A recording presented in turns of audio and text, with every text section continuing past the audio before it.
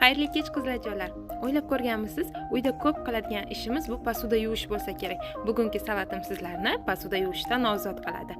Mana shunday salofan paketlarni ikkitasini bir-biriga ichiga joylashtirib olamiz, xuddi mana shunday qilib va masalliqlarimizni to'g'rab ichiga solib olamiz. Birinchi bodringdan boshladim. Bodringlarimizni mana shunday katta-katta qilib to'g'rab olamiz.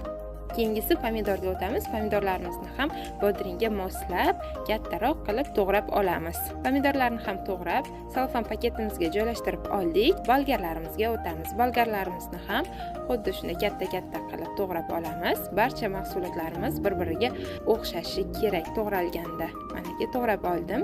Endi chesnokimizni mana shunaqa kichkina qirg'ichdan o'tkazib oldim.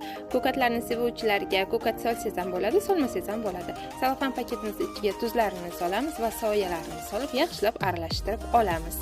Salofan paketini yaxshilab bog'lashni unutmang, bo'lmasa to'kilib ketishi mumkin. Aralashtirib idishimizga joylashtirib olamiz. Mana salatim ham tayyor. Yoqimli ishtaha. Yoqgan bo'lsa, like bosishni unutmang.